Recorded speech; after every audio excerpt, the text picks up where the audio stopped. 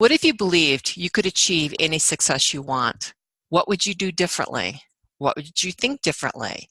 Thank you for listening to On the Air with Jeanette Sibley. It's your time for success. I'm coming to you from the Mile High City of Denver, Colorado. My focus each week is to share with you success tips, insights, and how to do it that help you achieve the results and successes you've always wanted in your business, in your career, and in other areas of your life. Are you ready to uncover the success you've always wanted? Keep listening. Many of us have already set resolutions and goals. Some have already been forgotten. Some have been already put into the desk drawer. Some are already collecting dust. And while others are still present to those resolutions and goals, and they're hoping for the results that will make a difference. However, hope is not a strategy. Today, we are going to talk about the secret ingredients often missed when setting goals and achieving results, and how to actually have a successful 2020 and beyond. My guest today is Donna Deteau. Her career includes being an executive before becoming a business owner and then selling that business. Now she's a business coach for entrepreneurs and helps them achieve six-figure incomes. In a moment, I will have Donna introduce herself in 20 words or less. As I've mentioned in my earlier podcast and in my book, It's Time to Brag, it's important to keep your intro short and on point to capture others' attention. Donna, welcome. How are you today? Pretty good. Thanks, Jeanette. Thanks for having me. Well, thank you for agreeing to take time. I know you have a really busy schedule, helping all these entrepreneurs become successful. So let's get started. And in 20 words or less, who are you? Entrepreneurs and high achievers hire me to get them into six figures and beyond in record time. I love that. Good work. So let's just start with, some people have already set their resolutions and they're already faltering and it's only a week, Yeah. in a day. And so why is it important to set goals and not spend time creating resolutions? Like, what is the difference, like mentally, and how we handle these types of processes, usually on January 1 of every year? Well, a resolution it's a good place to start, but really a resolution is simply a firm decision to do something or not to do something. That's it. There's no path. There's no gateway. So like I said, it's a beginning, but you have to have more than just a resolution. Wow, I've never heard it put that succinctly. So what's the difference then between a resolution and a goal? Well, with a goal, you can start with that firm decision, but with a goal, you also put together a plan to achieve the results that you want. So you do have a pathway. So like I said, resolution can be the starting place, but you also have to put into place the steps that you're going to take to get there. Okay. So And what you're saying is, pardon? That's what the goal is putting in place the steps, the pathway. Okay. What you're saying is goal setting is more powerful and effective than just simply setting resolutions. There's just something missing there, correct? Absolutely. That's a good way to put it. There's something missing in the resolution. Yeah. Okay. And so what is missing then? We've been all brought up within business, within our lives, personally, professionally, financially, spiritually, etc., to think about the goal. But a lot of times people don't achieve the intended goals. In business, only 10% of companies actually achieve their goals. That's pretty sad, isn't it? Yeah, it is. It really is. So let's deep dive into what exactly is missing. Well, I believe that, and I just don't believe it, I think it, and it's a part of my core, that goal setting, while it's more powerful than setting a resolution, there's something missing in goal setting too. And I think that's what people don't realize. I think that the more powerful results come from setting a result. Oh, I've not heard that before. We set a goal because, I'm sorry? I've not heard that before. Oh, well, You pick up any book, and I don't care if that book is on a self-help book, a spiritual book, a book on sales. I mean, any type of book, and there's a lot of them out there. They all talk about goals and Yes, they do.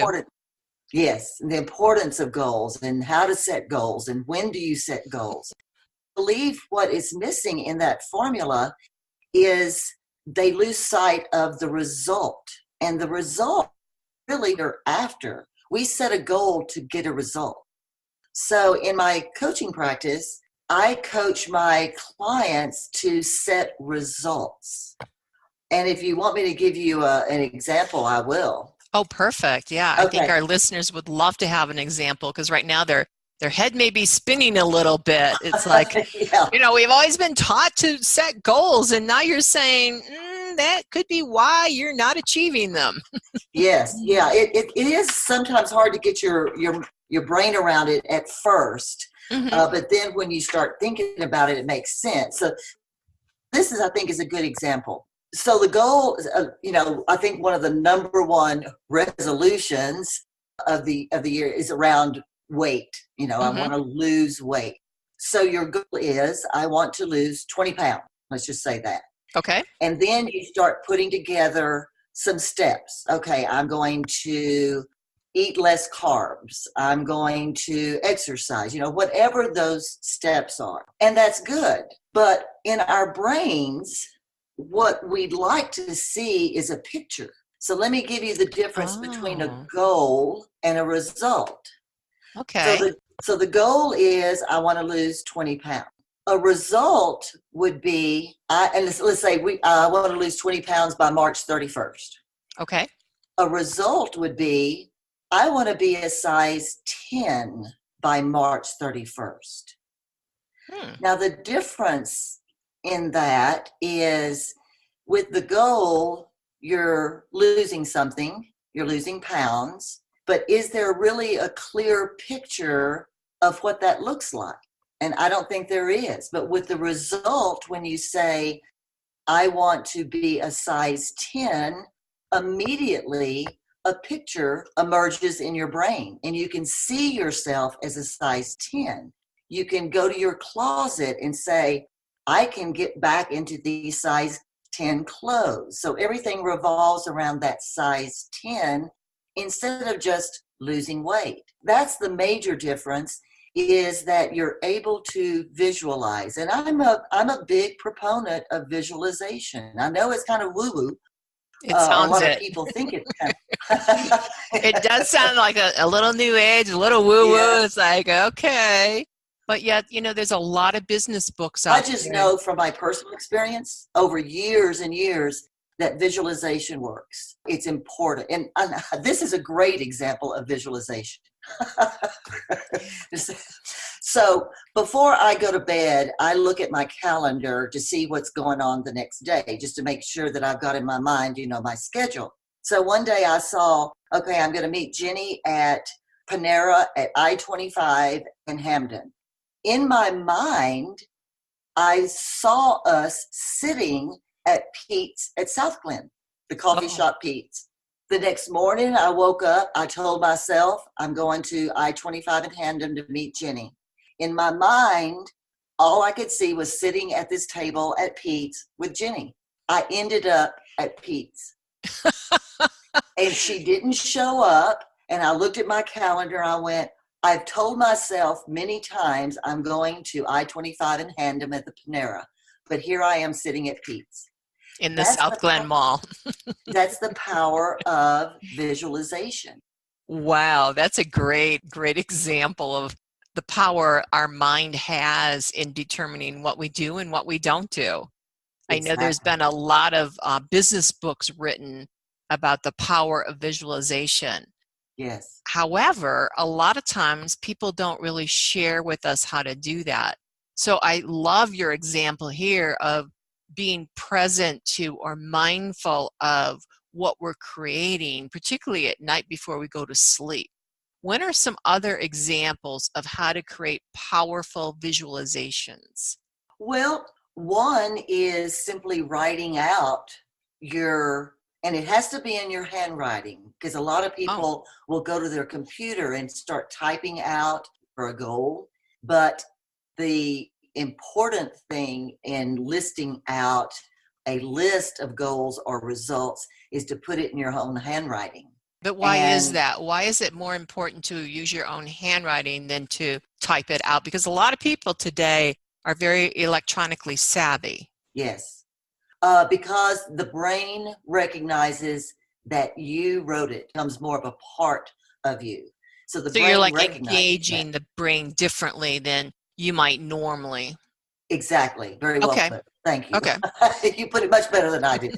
I don't know uh, about that, but it's just a different point of view for our listeners who may be grappling with this. It's yes. like, yeah, Yeah. but and some of them may be like me, where I can't even. There's times I can't even read my own handwriting. So it's like, I'll get over that excuse, right? Yeah.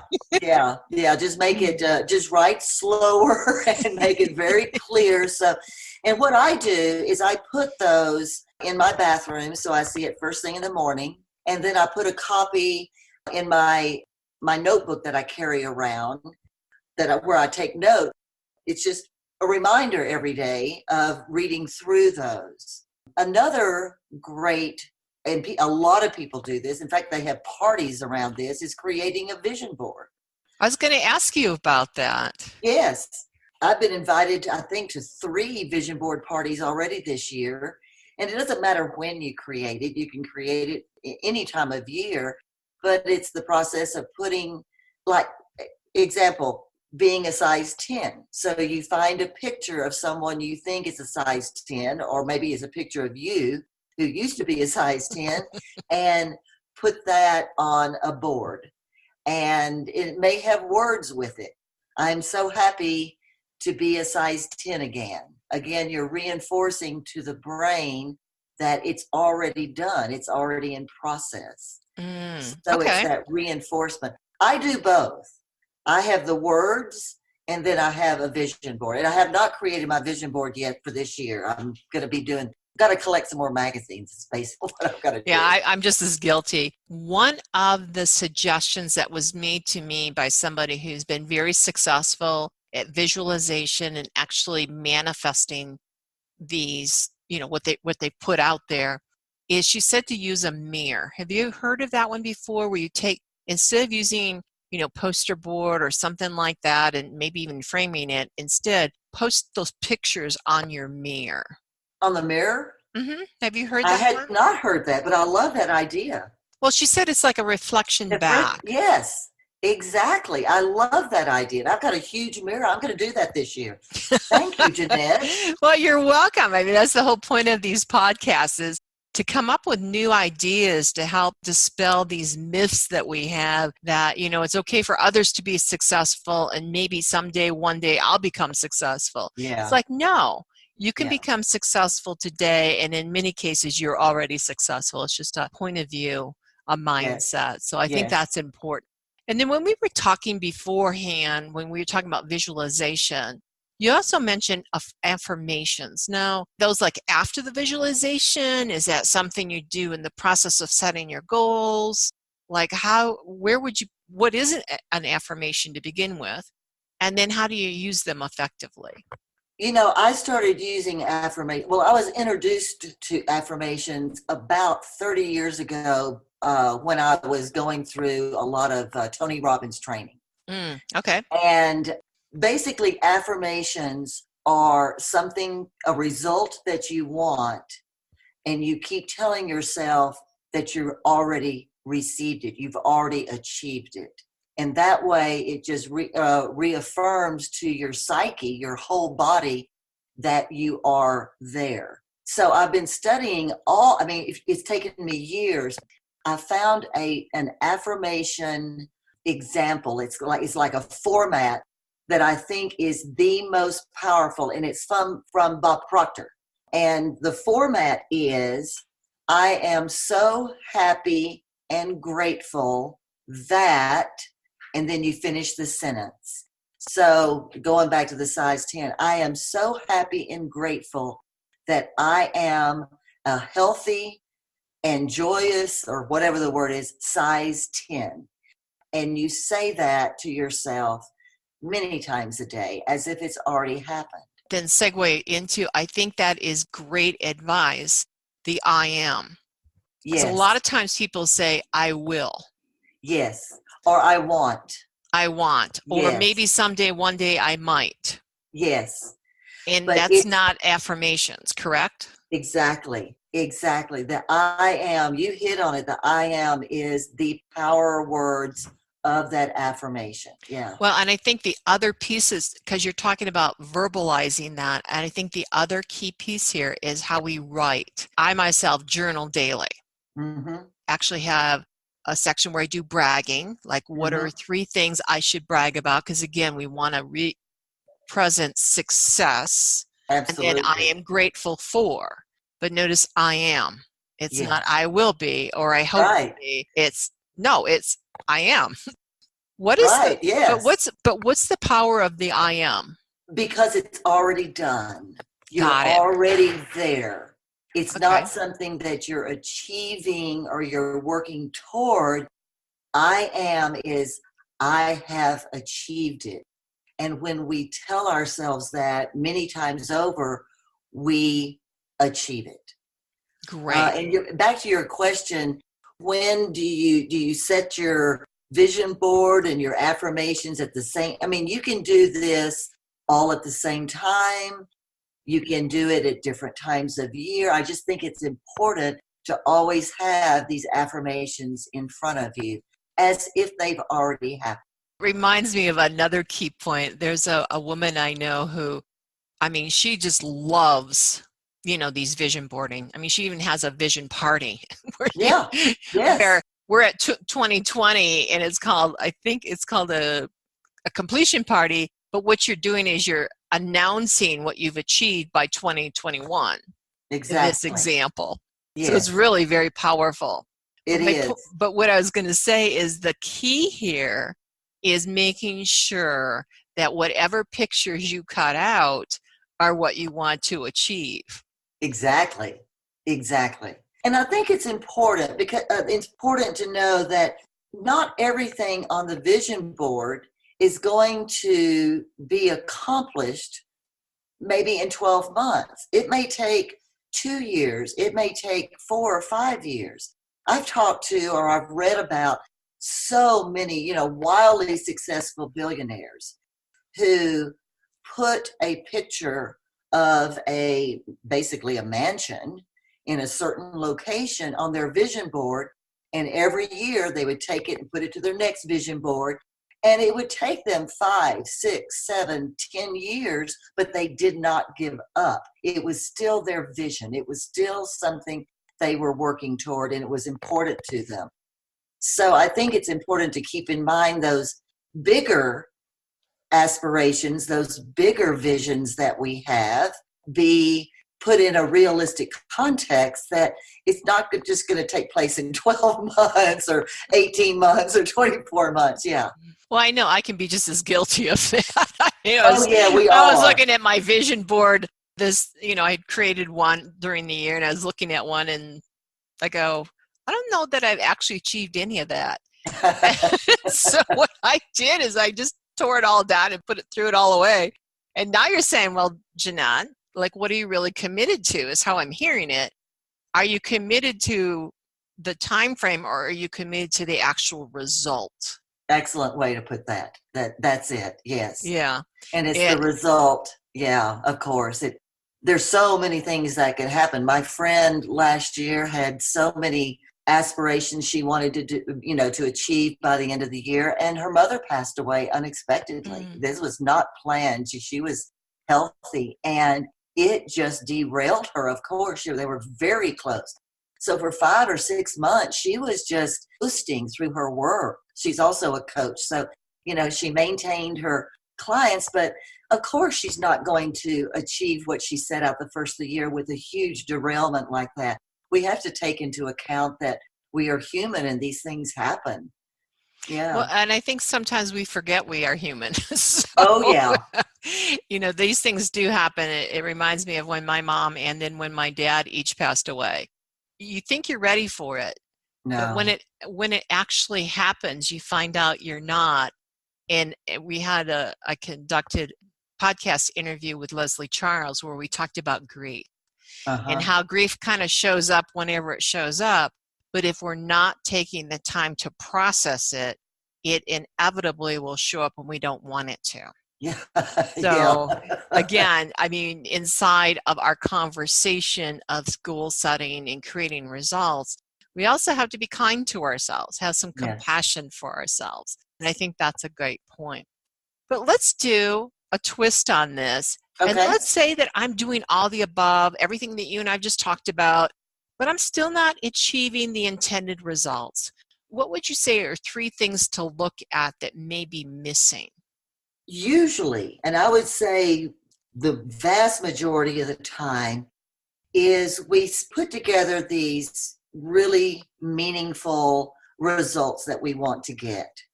But then we forget the step by step. We forget the path that takes us there. So I think one of the most important, and this is not, I don't think this is, it's not going to be new news to you, Jeanette, being a coach yourself, and it's not going to be new news to a lot of people, but I think a lot of us need to be reminded of this. What we need to do is we need to break out, what is it going to take to get to the end result? And then I go backwards. If I think Mm-hmm. it's going to take 2 years, then I go backward on a quarterly basis. Okay, what am I going to do this quarter? Specific steps. How many, whatever it is, how many people am I going to meet? How many people am I going to network with or close? Or then I break it out on a monthly basis. And I call it putting in place our big rocks to get there. And then I break it out on a weekly basis. What 3 big rocks am I going to accomplish that I know is going to help me to reach that monthly, quarterly, and eventually 24-month goal? And that is what we forget to do or fail to do. I would say 90% of the time, maybe Mm-hmm. even 95% of the time, because you just can't have that result in mind. You just can't have that vision and just say these wonderful, I am so happy and grateful, over and over again. You have to have the steps in place. And I believe to my toenails, that is the number one obstacle in reaching those results. Could you share a story with us so that people better understand what you mean by rocks? Sure. Well, I'm sure you know this story. The professor that comes in with a big container, glass container, and he fills it full of big rocks. And he asks the class, "Is it full?" They go, "Yeah, yeah, yeah, it's full." And he goes, "But wait." And then he pulls a bunch of pebbles, and the pebbles kind of filter down into fills up the container again. He goes, "Is it full now?" They went, "Oh, yeah, yeah, yeah, it's full now." He goes, "Well, now wait." Then he pours in the sand. And then they are all sitting there going, aha. What we do naturally is we start with the sand. And if you put all the sand in your container, you're never going to get your big rocks in there. So you have to start with the big rocks. I don't think any more than 3 a week. This could be, okay, for example, let's say I want 3 new clients in February. Well, I've got to start now. So I know my closure rate, and I know how many people I need to get in front of. So every week I'm going to, one of my big rocks is to have X number of networking sessions and X number of one-to-ones with people and X number of strategy sessions. So my goal is to have the strategy sessions, but I know that I've got to have work before then. I've got to establish the relationships and get to have them. I can trust me. So there's a lot of work that goes into that.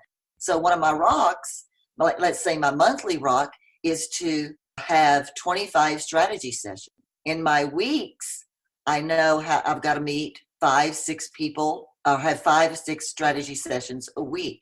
So my big rock for the month is 25 strategy sessions. My big rock for the week is 5 strategy sessions. Does that make Okay. sense? It does. And I think that for marketing and salespeople, I think that's very, very helpful. But what about people who are not in sales and marketing, have goals, but again, they may not understand this rock analogy. Yeah. So, what would be another example? So, let's go back to losing weight, something, a goal that you mentioned earlier. Uh-huh. What would the rocks be for something like that? So for let's say their result is that they want to be a size 10 and they're giving themselves 2 months. Okay. Every week they may put down something like this week. Let me see. Okay, so there's 8.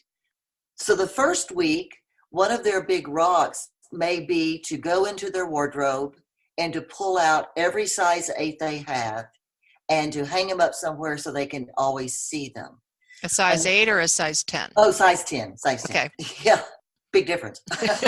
Another one in the first week could be to find pictures of all of what they think is a size 10, and then to superimpose the picture of their face on top of that model and put those up prominently. The second week, one of their big rocks might be, I am not going to buy any carbohydrates at the store this week framework. This week, I'm not a big proponent of protein shakes, me personally, but I am going to commit to drinking 2 protein shakes as a Or substitute maybe meal. increase water. I mean, a lot of times people That talk is a about great increasing. rock.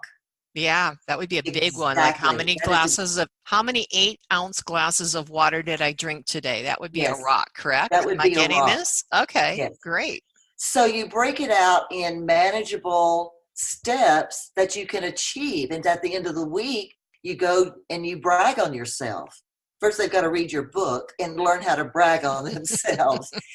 And they go, God, I accomplished this, which takes them into second week. Yeah. So it's little by little, step by step. I think it's a great point that you're mentioning is when you build on success, it's a lot easier. So Exactly. we all screw up, we all have things Yes. that aren't working, and if we Yes. focus on them, all we're going to do is probably create more of that. But if we're focused on, hey, during the week, I had my 3 or 5 8-ounce glasses of water every day, you're going to feel good. Now, that sounds Yes. like kind of weird. Like, why would you feel good about that? Well, psychologically, you will feel good, I promise you. So it makes a difference. And then setting up yourself for success the next day, 2 days later, the following week, etc. But it also helps you when you screw up and you say, oops, I forgot to drink my water today. Yeah, it does. I'm glad you mentioned that, because when we're all going to have setbacks Mm-hmm. for whatever reason. But when you have that setback, you can say to yourself, well, I had this setback, but boy, I've had 3 weeks of successes. I did this for 3 weeks up until now. I can do it again for 3 weeks. Yeah, so Exactly. you're right. Success builds on itself. There's a momentum that happens. It doesn't mean that we're not going to have setbacks during that momentous time, but yes, it's how we frame it with ourselves in our minds. I think that's important. So back to my question about, okay, I've been doing all the things that we talked about a little bit earlier about setting my goals, visualizing them, coming up with real affirmations, and saying I'm still not achieving these intended results. One of the things that you just mentioned is that we're not building on success. We're not Mhm. paying attention to the rocks. One of the things I would also like to include in that, and you tell me what you think about this, and I've seen it happen, shame on people that do this, but when things are not working out, they change the goal. Oh, yeah. Yes. And what does Well, so what? that do to our psyche when we do that? Are we telling ourselves we don't count? What do we do when we do that? Like, what do we do to ourselves? Well, I believe it depends on how you've changed it. If let's go back to size 10. Okay. And at the end of the 2 months, you're not a size 10, you're a size 14 or size 12. And so you change your goal to, I'm going to enjoy myself at a size 12. One of the things that can happen is that you see yourself as a failure, instead of rejoicing and celebrating how far you've come. we do need to change our goals sometime, and that's perfectly acceptable. But we don't want to change our goals. If our original goal was size 10, we got to size 12, and then decide I'm going to change my goal to a size 0. Something major is going to have to change. So it Well, depends on how you change exactly. it. Yeah.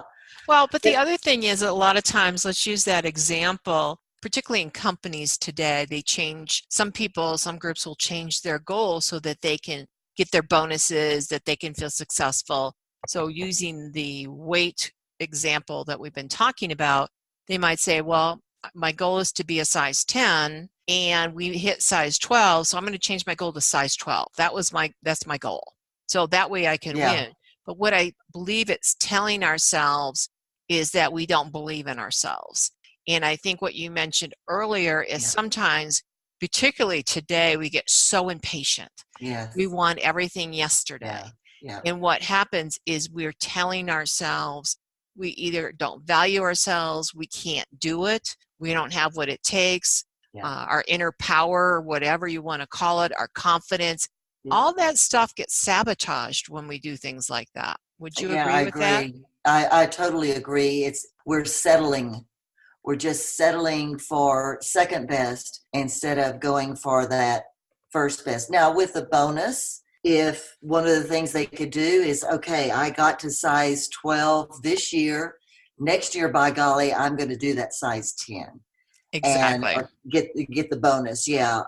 Like set a new goal. Yes. Like this is what I've achieved. The end date or the goal was as of March 31st. Didn't achieve that. So my new goal is by August 31st. Yeah. I'm going to go down to my size 10. Exactly. And maybe talk with a coach. Yep.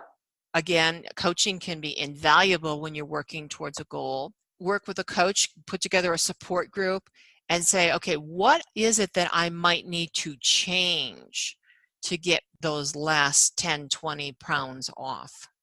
I think you hit on something there. And I know we're both coaches, and I don't think we're just saying this to promote ourselves. I know I'm not. I know you're not.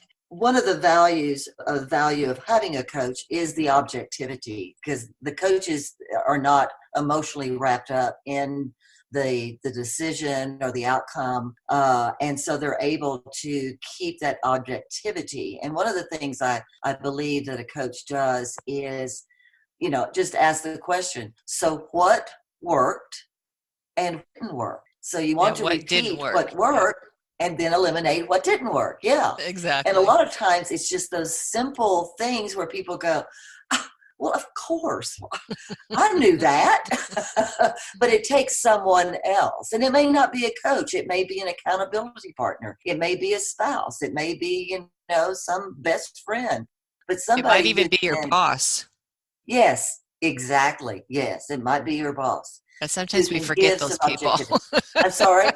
Sometimes we forget those people. They can actually be our allies. Oh, yes. Bosses today are getting a bad rap, so that's not the point of today's conversation. Thank you. I believe that we have really addressed some things that are going to be helpful to our listeners in getting re-energized and rejuvenated towards these thought process of goals. Because I assure you, it's been several weeks now since the beginning of the year, and we've already given up on some of our goals. And that's just sad, because we are all very successful people, and sometimes we just have to remind ourselves of that. Yes. So my favorite question I ask all my guests, my interviewees, is, what does success mean to you? Well, I'm going to take just a moment. I have you've seen the picture of the glacier where at the top, poking out of the water. The iceberg. As it says, the iceberg, yes. And then down below it says huge, and all it says disappointment, persistence, hard work, huge risk. I keep that on my wall. But my favorite, this is what success truly means to me. Success is walking from failure to failure with no loss of enthusiasm. Wow. That is, and I didn't make, that's a quote by Winston Churchill. And it's just something I have always, I think failure, biggest teacher that we have. And I just love that, with no loss of enthusiasm. Yeah, we may lose enthusiasm for a day or two, but that passion will come back as we walk from failure to failure and learn from them. And I think that's a great advice. And I remember talking with a woman in December about several failures she had to work through before she created a $22 million company, and then went Yes. on to become an award-winning children's author. And that Uh-huh. podcast is with Lisa Renicky for those people who may want to listen to it and find out, I've had some failures, so how do I work through that Yeah. such that I can become successful? Yes. I want to thank you again, Donna, for being my guest today. And for those of you who are listening, the URL for Donna Detau's website is provided in the podcast overview for On the Air with Jeanette Sibley. It's your time for success. Thank you for listening to On the Air with Jeanette Sibley. It's your time for success. Tune in next week for more insights on how to achieve the success you've always wanted with my straight talk for dynamic results. Until next week, enjoy a successful week.